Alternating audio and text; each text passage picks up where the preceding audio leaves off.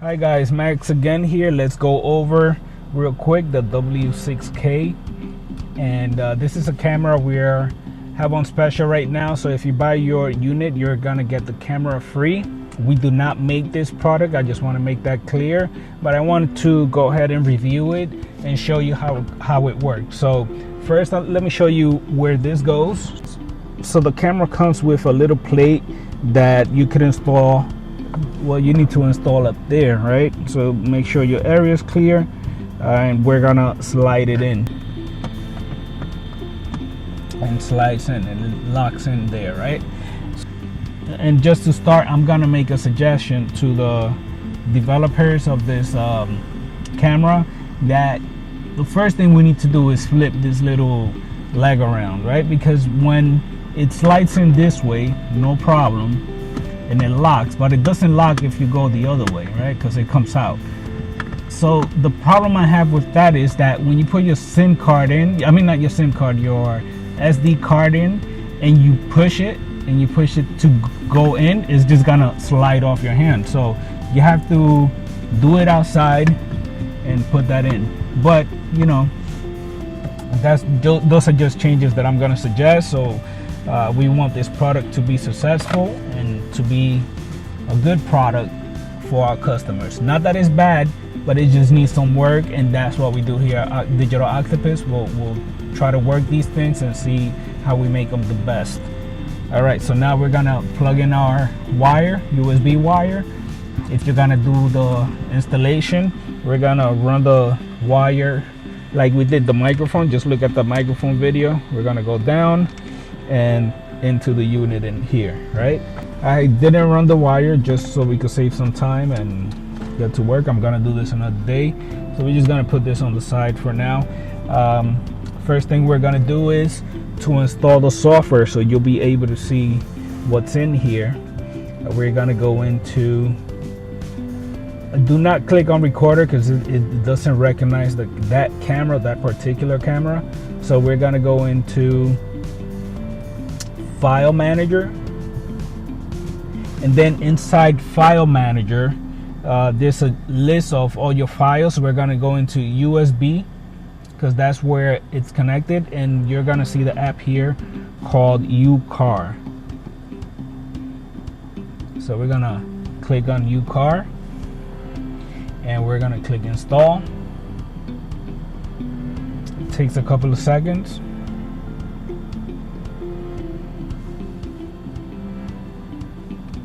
And there you go. Once it's installed, we could go ahead and open the app. I'm not connected to the internet right now, but once you connect, it's gonna give you the option to update your app, and I suggest you do that. So going over the buttons here, we have your playback. So anything that's recorded is gonna read whatever it's reading of the SD card is inside this here. If you need a special clip, let's say there was something that you needed to capture, you're gonna go into select your file and click on the lock button, and it'll save it for you. So even if your card gets erased, it's still gonna be there. And not only that, depending on the size of your card, it's gonna record over. It's like a HD, one of those hard drives with the camera systems that it records. After a certain time, it'll delete your last file. So if you need something important, just lock it and it'll keep it for you. Over here you could go, and it's your pictures. Right now it's on window mode, so you could keep looking at what's going on. We're gonna click on that. So this is if you want to deactivate the recorder, and we're going to turn it back on. Next one here is your lock file. So it's recording right now, and it's recording into a locked file. I'm going to open that again, and snapshot is just to take a shot of that particular moment right there, right? Going towards the other side here, we're gonna click on format format, what it does is it clears your card. So if you put a SD card in there and it's not reading it for some reason, just click on format and it'll format it to the specs so it could work. Next one we have settings. So we're gonna click on settings. We have audio. So if you want to record audio, is there GPS. So it'll show your speed down here. I know a lot of you guys don't want to do that, so we're gonna shut that off. Snapshot sound. So if you take a picture, it'll show you the sound. And then these are just the sounds and how you want to see it on the screen. So if you want a 16:9 or if you want the full resolution. So we're gonna do full resolution. And then now I haven't updated the app, so it's not showing me other features that it has. So I'm gonna do that now just so you can see how it works. And to do that, we're gonna go into about and we're gonna check for update. Network unavailable. So let's connect to our network. So the first thing I'm gonna do is I'm gonna open my phone. For you guys that don't know, we are gonna connect to the personal hotspot. We're gonna open our personal hotspot here and we're gonna go home, right? Scroll down and we're gonna click on Wi-Fi, and it should read my internet there, and it's connected because I've connected to it before. So we're connected, ready to go. Slide up and we'll go back now. So now we could check for update and I'll start downloading the upgrade file. So you need this upgrade file in order to activate the ADAS. You'll see a different icon here up here. So we're gonna install that. So as you can see, it downloaded pretty quick.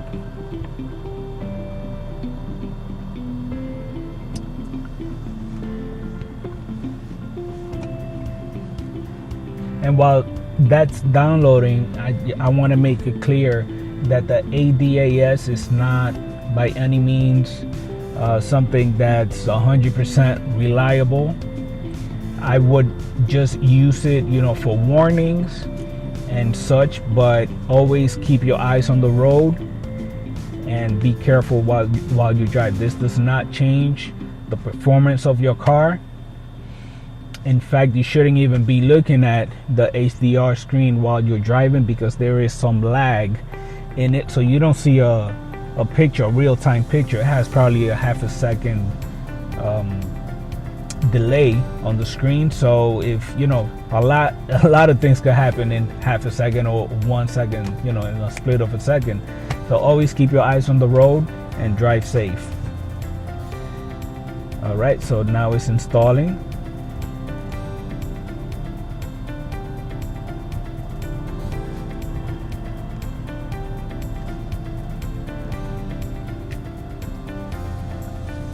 Okay, so now that it's installed, let's see if we could take it out for a test drive, and I'll show you how some of these things work.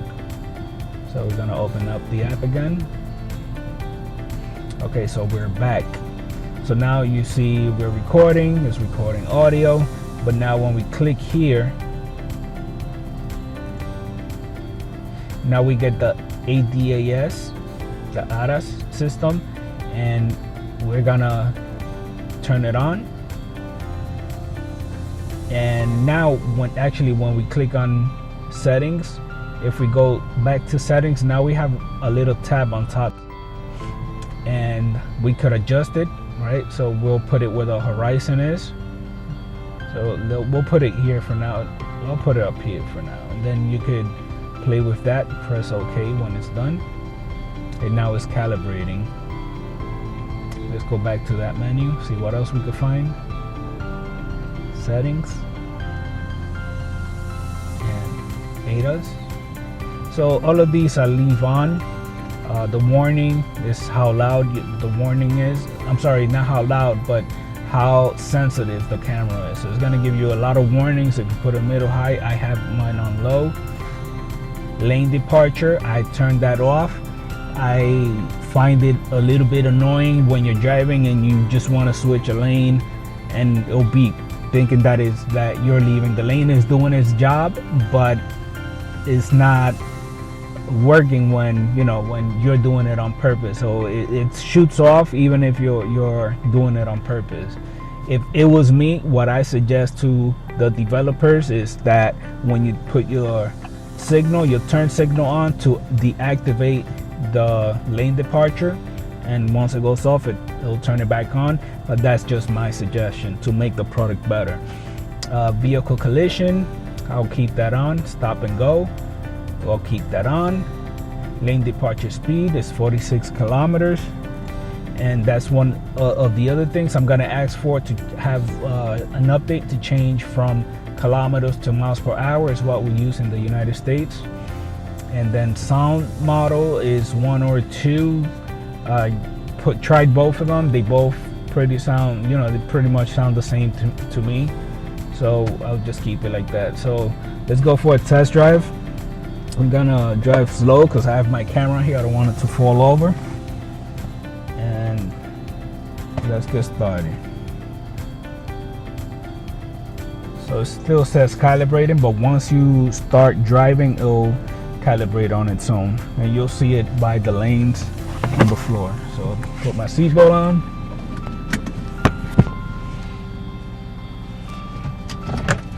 And we're gonna take off. See, as you can see, it looks a little bit choppy, and that is because what I told you is processing, is reading stop signs, is reading people walking. So it takes a while to process and give you that information back at a high rate of speed. So it has to lag a little bit.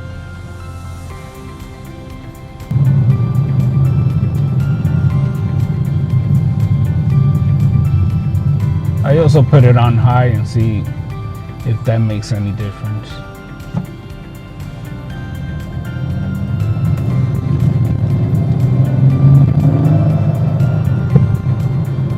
It's also important to know that you don't need to have this window open for it to continue recording. So once you close the window, it'll continue recording and doing its process in the back. So if there's going to be some type of collision or some type of warning, it'll still go through the radio. Even if you're listening to music, it'll come in like a Bluetooth. It'll come in as a warning, and it'll tell you if anything is happening. And once this calibrates, you don't have to do this all the time. This is only now because we switched and we just updated the app, so it's taking its time. But usually when you turn it on and it's good to go, you're ready to go, and it's recording.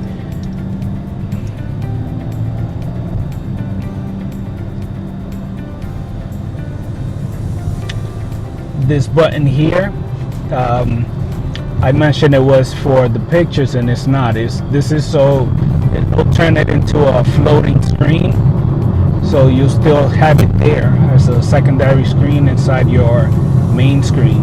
So it'll turn into a floating screen in case you just want to have it up there, and and have it ready in case you want to record something or you need to take a snapshot. So we need to turn out vehicle collision on now.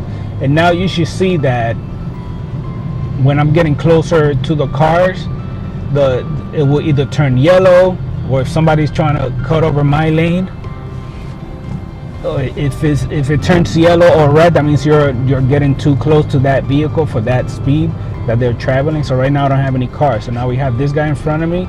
System should read it right away, and it'll turn yellow because he cut right in front of me, and I was going a little bit too fast for him to cut me off like that. So this is just the distance here. So since we're slowing down, now it's back to normal. 3.7 meters away, it means 9 feet away, something like that, 10 feet.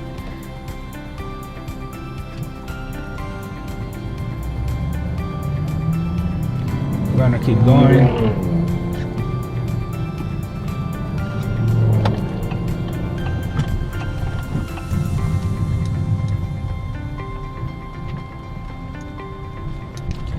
Another thing that I noticed on the system is that it here in Florida, since the temperature is so hot out here, the camera tends to heat up a lot. So just if you have a protector for your car, one of those sun visors, I recommend you use that and cover the camera up a little bit, because it gets really hot. The components inside, they get really hot, and what it does is it makes the image look a little bit blurry when you start your car, because it's so hot in there. Is, you know, the system is thinking it's overheating, so it's actually overheating just, you know, just because the temperature, and it can cause some distortion on the image quality, but that will go away, you know, once you turn your AC on and the air conditioner regulates.